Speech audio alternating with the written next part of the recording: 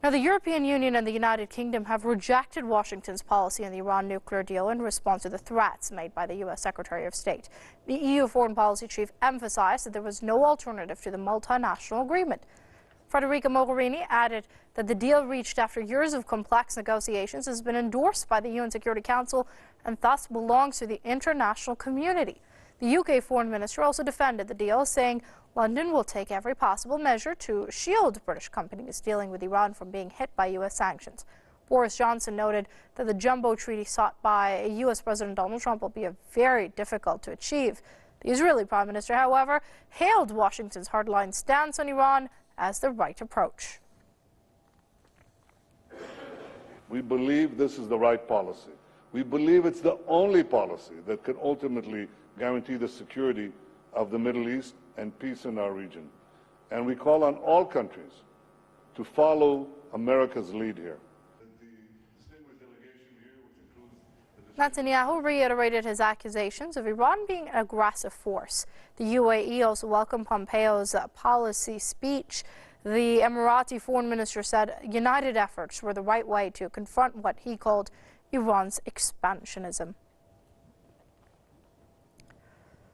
We're going to cross over to Bristol now. Joining us via Skype is Tony Gosling. He's an investigative journalist. Many thanks for joining us here on Press TV, Mr. Gosling. Now, first of all, the comments being made by Boris Johnson and also Federica Mogherini, how positive do you think they are? Is it just lip service, or can Europe actually do something? Well, Boris is saying that the JCPOA, the Joint Comprehensive Plan of Action Agreement, is a good deal. I think what's happening is most of the rest of the world this evening is having to clear up after the mess made by Mike Pompeo and Benjamin Netanyahu. Everybody knows to stabilise the region, we need this agreement. And yet these two people are basically flying in the face of the truth. I mean, it's not entirely surprising, as Pompeo is a neoconservative. We're going back to the policies of George W. Bush, the interventionist policies that Trump said he would never do.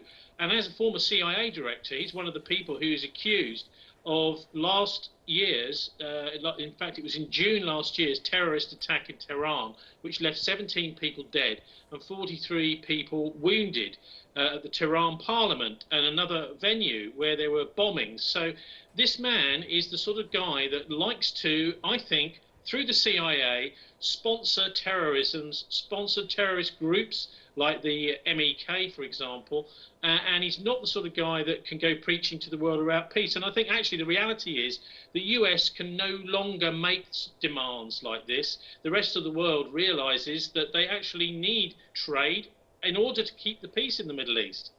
Well, that brings me back to my original question, Mr. Gosling. Will Europe take a stand? Like, is this just words, or will it crumble under U.S. pressure?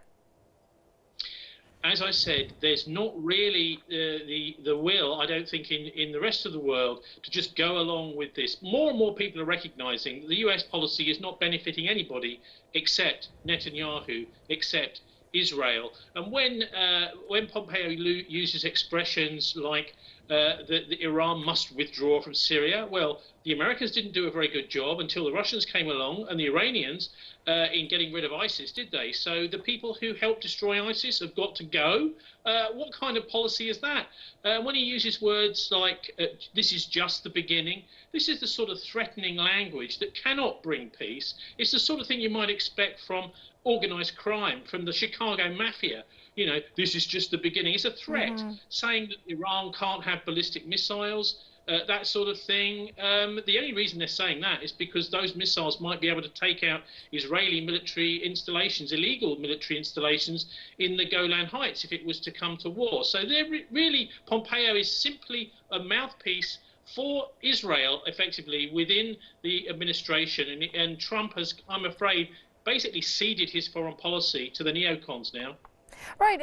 Based on that, are you not at all surprised then that countries like the UAE and Saudi Arabia, etc., are supporting this U.S. hawkish stance when it comes to Iran? Well, look, the Gulf Cooperation Council is actually quite divided on these issues, as you know. And countries like Qatar, I mean, let's see what they're saying about this kind of thing. I think that these sorts of the alliance between Saudi Arabia, particularly, and Israel and the United States is waking some of these various countries up. I mean, I'm not expecting an overnight conversion from them, but they're starting to realize that the only success you can have is by being independent-minded and siding with the people that you think are the right people to bring peace in the Middle East. And all these countries that we saw from Iraq over just over the weekend, if a politician is starting to side with the United States, it's political suicide for them. And many of the leaders, I think, around the Gulf Cooperation Council, it's taking a while, but they're slowly waking up to this. Okay, that's investigative journalist Tony Gosling joining us via Skype from Bristol. Mr. Gosling, it's a pleasure having you with us here on Press TV.